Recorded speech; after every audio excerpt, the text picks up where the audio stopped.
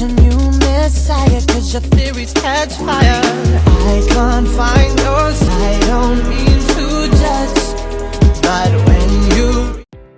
Halo teman-teman, perkenalkan nama saya Rusna Pangala dengan NIM 1020240419, Prodi Pendidikan Agama Kristen, Fakultas Keguruan dan Ilmu Pendidikan Agama Kristen. Baik, di sini saya akan menjelaskan materi mengenai kontrak dan peta konsep perkuliahan adalah kesepakatan awal antara dosen dan mahasiswa mengenai aturan, tujuan, metode, penelitian, dan tanggung jawab selama satu semester. Nah, dokumen ini berfungsi sebagai pedoman agar proses belajar berjalan terarah dan transparan.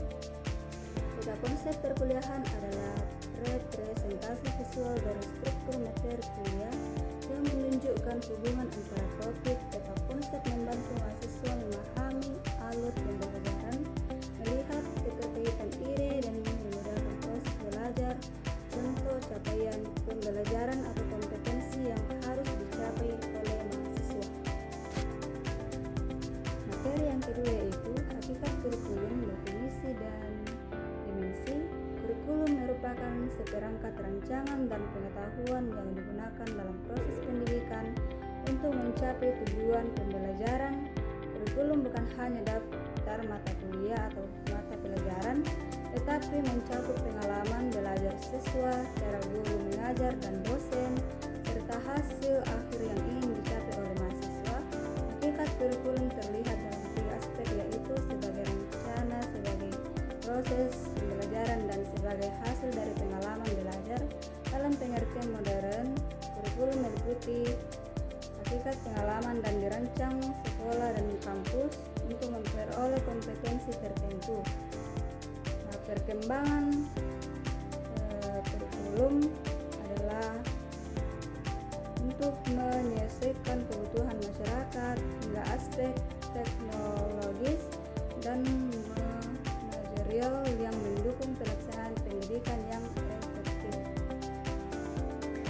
Materi yang ketiga yaitu hakikat kurikulum, tujuan, manfaat, dan desain. Pada dasarnya, kurikulum adalah rencana pendidikan yang mengatur apa dan bagaimana peserta didik harus belajar.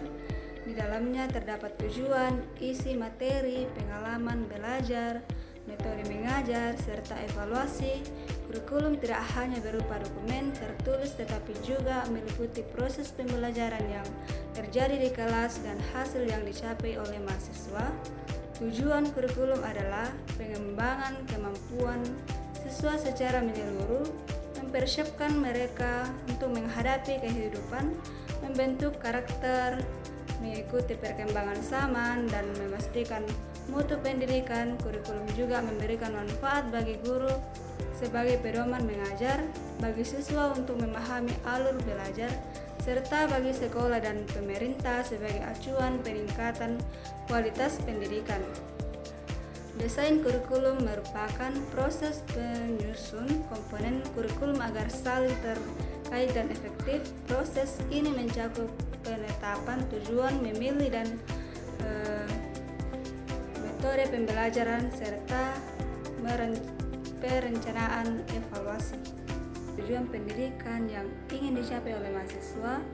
Landasan psikologis memperhatikan bagaimana peserta didik berkembang sehingga pembelajaran dapat disesuaikan dengan kemampuan mahasiswa.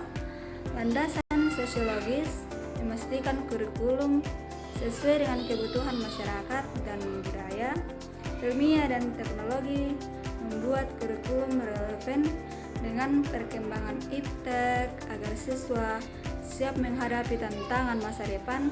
Contoh, landasan psikologis menyesuaikan kurikulum dengan perkembangan peserta didik.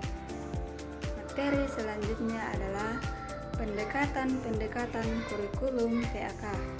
Nah, kurikulum dalam pendidikan agama Kristen adalah cara-cara yang digunakan untuk merancang dan melaksanakan pembelajaran agar siswa memahami iman Kristen secara utuh.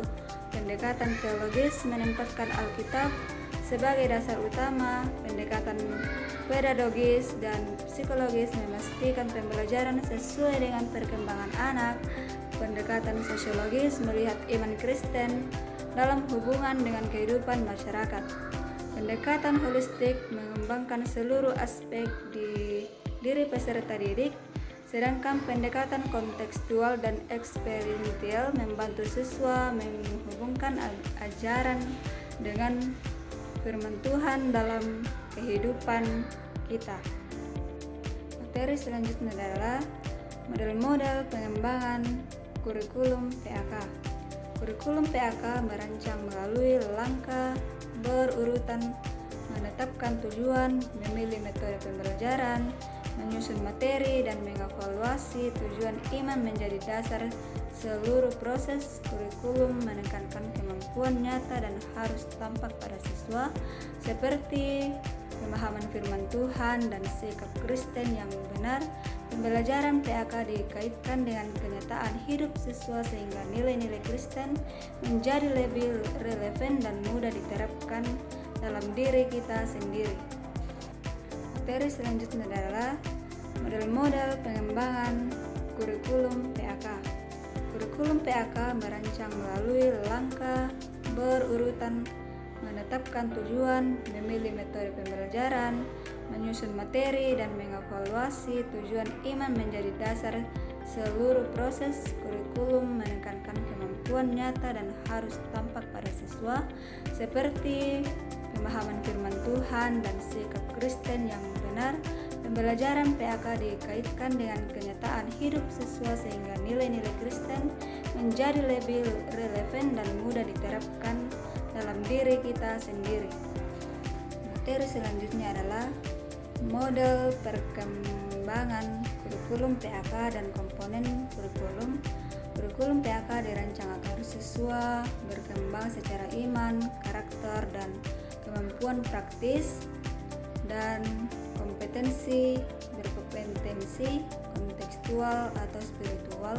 Kurikulum mencakup tujuan materi, metode, fasilitas, dan evaluasi untuk memastikan pembelajaran efektif dan bermakna. Materi selanjutnya, dinamika perubahan kurikulum pendidikan.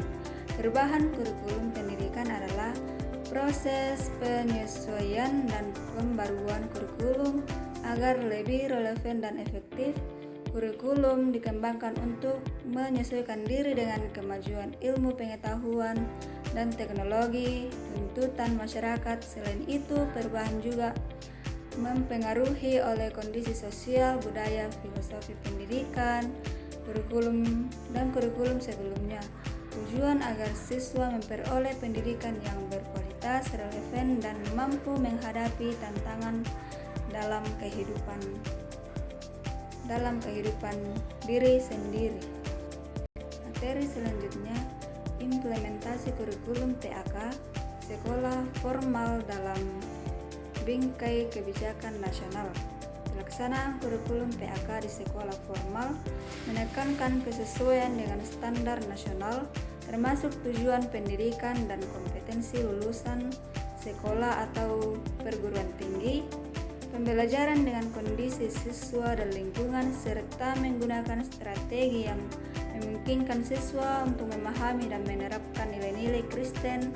Penilaian dilakukan untuk pengetahuan, kompetensi, dan nilai yang diharapkan, sementara kurikulum diintegrasikan dengan kegiatan sendiri agar pembelajaran lebih menyeluruh dan bermakna bagi seluruh perguruan tinggi atau mahasiswa.